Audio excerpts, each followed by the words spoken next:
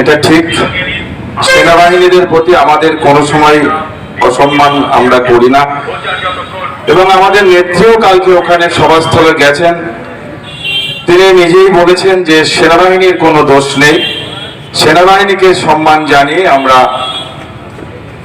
এখানে যারা মঞ্চ খুলে দিয়েছেন যাদের নির্দেশে তাদের বিরুদ্ধে আমাদের প্রতিবাদ আন্দোলন। যে আমাদের এই দল, আমাদের এই সরকারটাকে যখন কোনো মতেই ভারতবর্ষের কেন্দ্রের যে ভারতীয় জনতা পার্টির কখনো প্রধানমন্ত্রী, কখনো স্বরাষ্ট্রমন্ত্রী, কখনো বিজেপির সর্বভারতীয় সভাপতি জেপি নাড্ডা, সবাই যখন ভোট আসে বারবার এসে এই বাংলায় তৃণমূলকে শেষ করার জন্য, খতম করবার জন্য, তারা ক্ষমতায় আসার জন্য এবং তৃণমূলকে নির্মূল করার জন্য বারবার চেষ্টা করার পরেও যখন তারা ব্যর্থ হচ্ছে, তখন তারা একটা সিদ্ধান্ত নিয়েছে যে বাংলা এবং বাঙালিদের উপরে এবার অত্যাচারের মাত্রা আরো বাড়াতে হবে, নামিয়ে আনতে হবে। সবাই যেটা বলতে চাইছে, বাঙালিদের ওপর এত রাগ কেন, বাঙালিদের ওপর অত্যাচার কেন? আচ্ছা, কেন রাগ হবে না আমি যদি বলি, নীতি আয়োগ বলছে, বিজেপি সমর্থকরা শুনে রেখে দিন, আপনাদের কেন্দ্রীয় সরকারের নীতি আয়োগ, ভারতবর্ষে বেকারত্বের হার 3.2%, বাংলায় 2.2%। সারা ভারতবর্ষে শিক্ষার হার 73%, বাংলায় 76.3%। জেনে নেবেন নীতি আয়োগ কি বলছে। শিশু মৃত্যু হার প্রত্যেক হাজারে বাংলা অনেক কম। মাধ্যমিক উচ্চ মাধ্যমিকে পাস আউট বাংলা অনেক বেশি। কেন রাগ হবে না? স্কুলে ড্রপ আউট অনেক বেশি, বাংলায় কম। কেন রাগ হবে না বাংলার ওপর? বাংলা তো 100 দিনের কাজে 1 নম্বর ছিল, বা 100 দিনের কাজ বন্ধ করে দেওয়া হয়েছে, বিনা কারণে বন্ধ করে দেওয়া হয়েছে। বাংলা তো অন্যায় করেছে, কারণ বাংলা লক্ষ্মীর ভান্ডার, রূপশ্রী, কন্যাশ্রী, মানুষ, মমতা বন্দ্যোপাধ্যায় মাইক্রো লেভেলে গিয়ে কাজ করেছে, গ্রাস রুটে গিয়ে কাজ করেছে, গরিবের উপকার করেছে, গরিবের পাশে দাঁড়িয়েছে, আমার পাড়া আমাদের পাড়া আমাদের সমাধান নিয়ে এসছে। বাংলাকে রোখা যাচ্ছে না, যার জন্যে আজকে বাঙালিদেরকে অত্যাচার করা হচ্ছে। বাংলা ভাষা বললেই অত্যাচার। আপনারা ভুলে যাবেন না, স্বাধীনতা আন্দোলনে সব থেকে বেশি প্রাণ দিয়েছিল বাংলার মানুষ।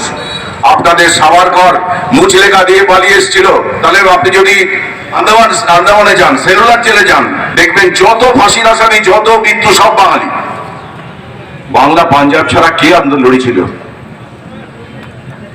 দুটো স্টেটকেই ভাগ করে দেওয়া হয়েছে। তাই আজকে বাঙালির অস্মিতা, আজকে আমাদের নজরুল গেয়েছিল সাম্যের গান, এক বৃন্তে দুটি কুসুম হিন্দু মুসলমান। আপনাদের সংবাদ চ্যানেল, গদি মিডিয়া গুলো বলে কিসের কুসুম? আপনারা তো চাইছেন যে সংবিধানকে ধ্বংস করতে। জাতীয় সঙ্গীত কে লিখেছিল? জাতীয় সঙ্গীত লিখেছিল রবীন্দ্রনাথ ঠাকুর। বন্দে মাতরম, যেটা বন্দে মাতরম আপনারা বলেন, আপনাদের অশিক্ষিত ক্যাডারদের বলবেন তো, ওটা বঙ্কিমচন্দ্র চট্টোপাধ্যায় লিখেছিল, সেও বাঙালি। স্যার জগদীশ চন্দ্র বোস কে ছিল? সুভাষ চন্দ্র বোস কে ছিল? আপনারা তো বাংলাকে আক্রমণ করবেনই। আপনারা তো রুখতে পারছেন না, আপনারা তো ভোটে জিততে পারছেন না। আপনাদেরকে তো আটকাতেই হবে।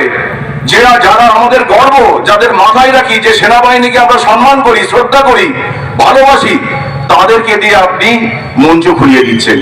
এইগুলো বিশেষ করে বিজেপি শাসিত রাজ্য, যে রাজ্যগুলোই আজকে বাঙালিদের ওপর যে নির্যাতন চলছে, সেই নির্যাতনের বিরুদ্ধে গান্ধী মূর্তির পাদদেশের তলে তিনি কিন্তু সেনাবাহিনীর থেকে পারমিশন নিয়ে সেখানে একটি প্রতিবাদী সভা মঞ্চ সেখানে অনুষ্ঠিত হচ্ছিল। ইতিমধ্যেই আজকে সেনাবাহিনী যাদের সেনাবাহিনী যাদের সীমান্তে যাদের পাহারা দেওয়ার কাজ, এবং সেনাবাহিনীকে আমরা কিন্তু সকলেই সম্মান এবং শ্রদ্ধা করি, আমাদের সমস্ত বক্তারাই বলেছেন। মাননীয় মুখ্যমন্ত্রী তিনিও একই কথা বলেছেন।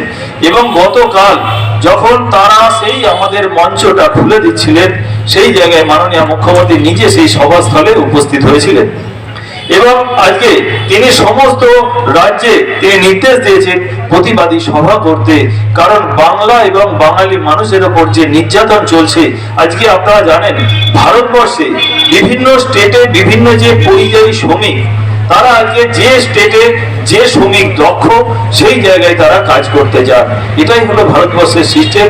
আজকে আমাদের পশ্চিমবঙ্গ থেকে কিছু মানুষ হয়তো হয়তো গুজরাটে বা উত্তরপ্রদেশে বা অন্যান্য স্টেটে আমাদের তারা যাচ্ছেন, আবার ঠিক অনুরূপ ভাবে সেই স্টেটেরও বহু পরিযায়ী শ্রমিক আমাদের পশ্চিমবঙ্গে তারাও কিন্তু আজকে কাজের সুবাদে তারা কিন্তু আসছেন। আজকে আপনারা জানেন উত্তরপ্রদেশ থেকে, আমাদের বিহার থেকে, আজকে উড়িষ্যা থেকে বহু শ্রমিক আজকে তারা কিন্তু আমাদের পশ্চিমবঙ্গে কম বেশি, আজকে আমাদের ভারতবর্ষে আজকে কম বেশি প্রায় 2 লক্ষ শ্রমিক আজকে আমাদের পশ্চিমবঙ্গে কাজ করছে। মাননীয় মুখ্যমন্ত্রী সেই স্টেটের সেই পরিযায়ী যে সমস্ত শ্রমিকরা, তাদের তো তিনি অত্যাচার করছেন না, তাদের তো কাজ করার অধিকার থেকে বঞ্চিত করছেন না। এবং আমাদের বাঙালিরা যেখানে বিভিন্ন স্টেটে গিয়ে যে কাজ করতে যাচ্ছে, তাদের ওপর বাংলা ভাষায় কথা বলার অপরাধে তাদের বিভিন্নভাবে নির্যাতন অত্যাচার করা হচ্ছে। এটা কিন্তু খুব দুঃখের। ভারতবর্ষের যে সংবিধান, ভারতবর্ষের সমস্ত ভাষাভাষী মানুষ সমস্ত জায়গায় বসবাস করে, ভারতবর্ষের যে ঐক্য অখণ্ডতা, সেটা কিন্তু আজকে বিনষ্ট করতে বসেছেন এই ভারতীয় জনতা পার্টির আজকে যারা মাতব্বর, যারা আজকে অমিত শাহ যার নির্দেশে আজকে সেনাবাহিনী এই কাজটি করেছে।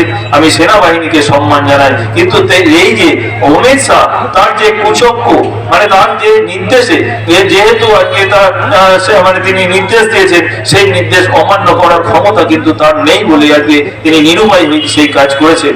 আজকে আপনাদেরকে ভাবতে হবে, সমস্ত বাঙালি সমাজ এবং বাংলার মানুষকে ঐক্যবদ্ধ এক হতে হবে, কারণ বাংলার ওপর যে নির্যাতন চলছে, মাননীয় মুখ্যমন্ত্রী যেভাবে আজকে বিভিন্ন রকম যে পরিষেবাগুলো মানুষের কাছে পৌঁছে দিচ্ছেন, আপনারা দেখছেন ইতিমধ্যে আমাদের সমস্ত বক্তারা বলেছেন।